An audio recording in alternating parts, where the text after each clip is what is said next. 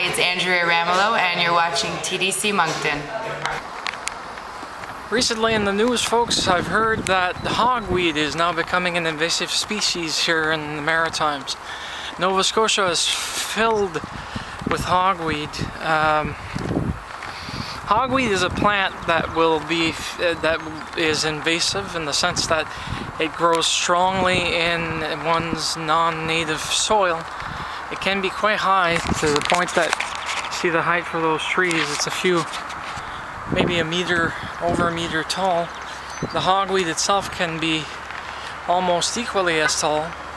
The problem with the weed is not the weed itself, nor the prolific seedlings or seeds that it creates, and the resistance, or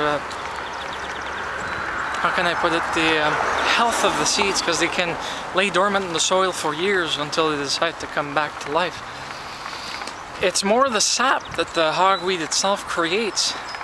The sap itself is almost caustic.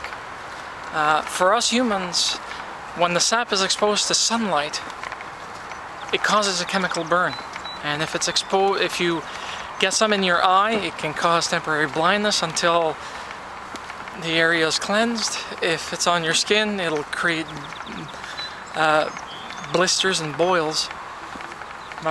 Actually blisters, very painful blisters too, when swelling.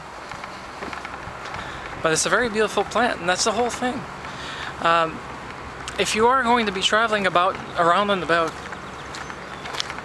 please keep in mind that things that are beautiful do not necessarily make one's life a living paradise, because if you disturb it and bring it somewhere else, either voluntarily or accidentally, you may actually end up with issues, severe issues. Well, look at our friends the Australians, our lads in arms with the Commonwealth between Canada and the rest of the actual world. The only problem is that right now they're still fighting the cane toad epidemic.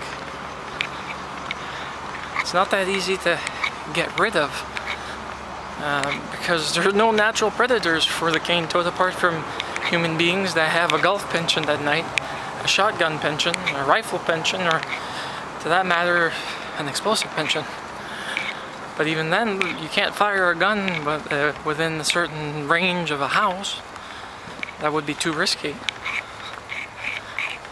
Can't really use it to eliminate anything else to that matter, but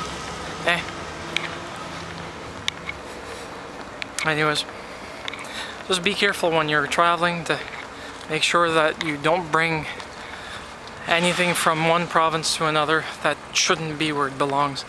Otherwise, you may end up creating issues. That's all. Have a nice one.